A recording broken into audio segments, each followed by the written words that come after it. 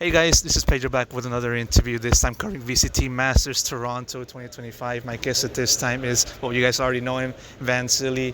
This time finishing day one of finals weekend, doing all of the good stuff that a host would normally do. Vance, thank you so much for the opportunity and making it happen once again for me in person this time.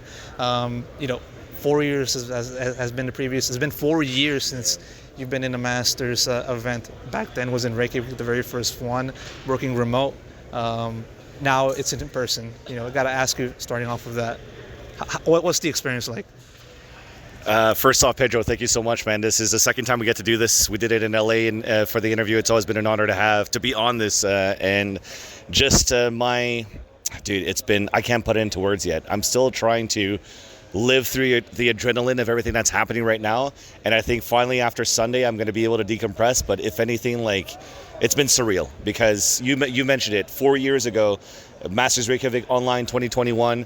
I was analyst work. It was remote, and I thought that it was, I'm already going to start doing all the Masters and stuff like that too because, we've been doing it since beta. But not getting called up after event. It was okay, but at the same time, now I have the opportunity to represent Canada, my home country, in Toronto, and to see how the fans have been amazing so far has been surreal because I've always heard from my colleagues what it was like to be in these events. Like Japan had such a good crowd, Bangkok had a good crowd, LA was amazing. Now I get to experience this in Toronto, and I just want more now. No, for sure. I mean, the motivation is now finally up to peak levels, I would say, and yeah. I mean, I've seen it in the broadcast. You showed your little nail thingy right there. So you're definitely interacting with the fans. You know, and I saw you talking to a few members of the VALComp scene. One that comes to mind is Shazam, the first Masters winner back in 2021 as a member of Sentinel. So what's been the environment like? What's been the one thing that stood out to you in just trying to just connect with the Canadian crowd and their love of VALORANT? Yeah. Great question. I think overall, just being here and first off, hearing stories of people traveling from around the world to come to this. I've met a person named Steven that flew from Australia, bought tickets for every single one of the days just to come watch VALORANT solo. There was another one named Daniel. I keep forgetting, correct me if you're watch this, but I'm pretty sure it's Norway or Denmark. But he's also done the same thing, flying all the way, watching all these games, buying all the tickets. And just to that point of view is cool to see how dedicated the community is into such a fun event as Masters or Champs or VALORANT esports as a whole. To talking about the local community, the ones that live in Toronto or that drove from Montreal or that flew from Vancouver, it was awesome to see that they're all reunited to be like, yo, we finally have esports in Canada again. We have our first VALORANT event in North America outside of Champs, our first Masters. And they're like, dude, we don't have any other opportunities to potentially do this again. Let's just come. And to see that the Grand Finals weekend on day one has already been a full house, sold out, and it's been super loud.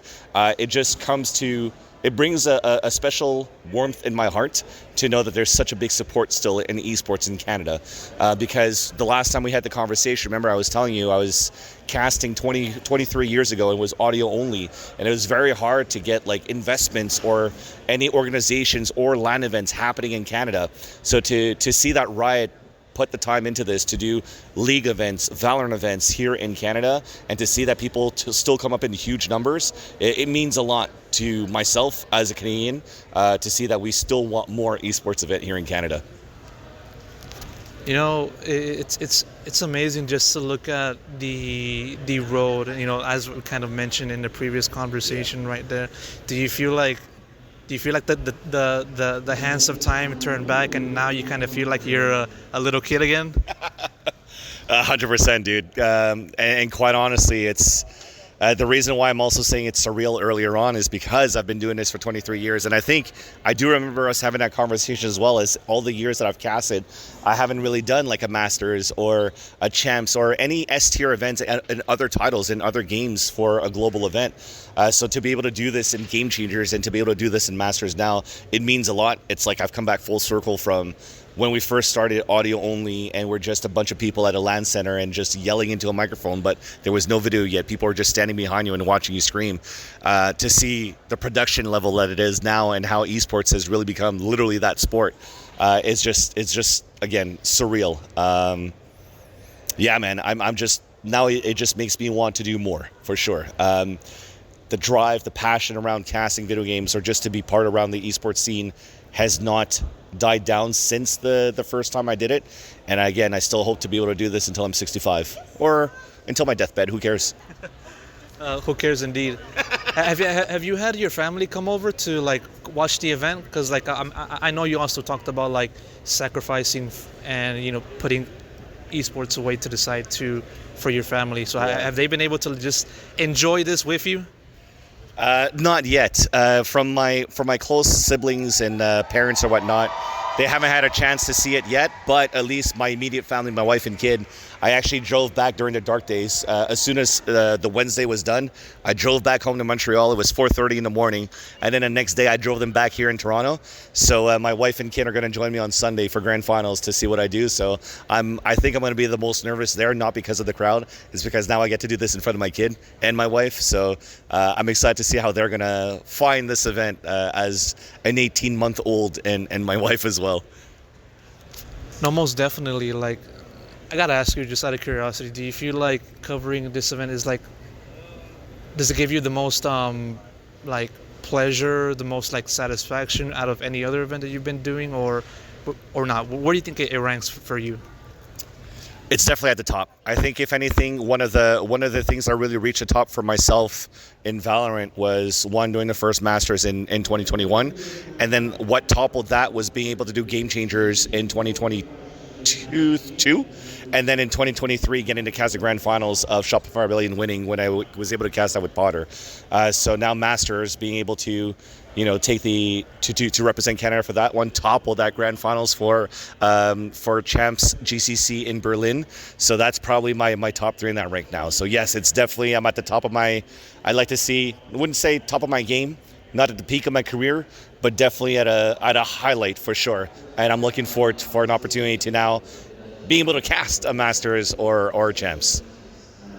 Have you been able to introduce like the rest of the other broadcast team, like the ins and outs of like Canada? Have you been able to introduce them to certain like cuisines or anything like that?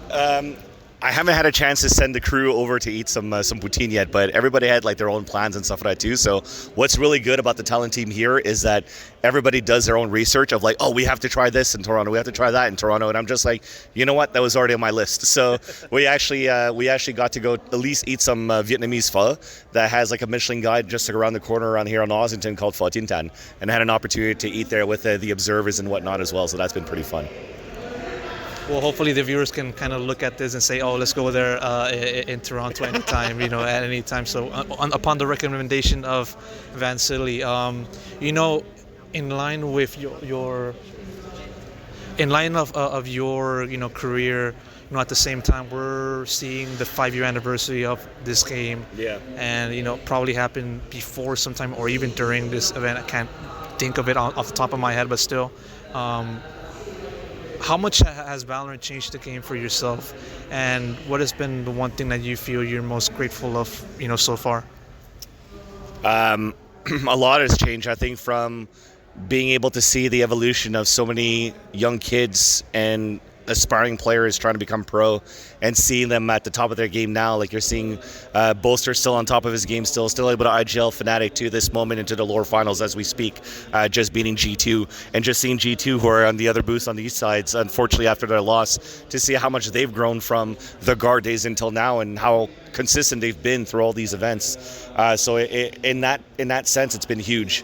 And overall, for my 5 years, for sure, to highlight that, I'm going to have to give everything and give my biggest thanks to Riot for sure in this game in itself, because thanks to VALORANT in 2020, I've been able to do this as a full-time job since 2020. So able to take care of my family while also doing what I love, which is getting behind a microphone and still scream and yell and seeing the fans interact and react at the same time in a positive way, and to see them line up over here in Toronto being like, yo, Vance, I just love what you do, you've been inspiring. So still being able to pave the way and being an inspiration for a lot of people is definitely a huge drive for me to continue forward.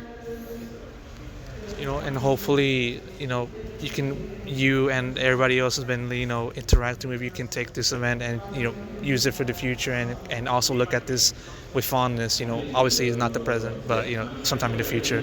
So Vans, thank you so much for the opportunity. Really do appreciate it. Hope I can talk to you again sometime soon, and of course best of luck in the road ahead. Thanks, man. Appreciate you, Pedro. All right.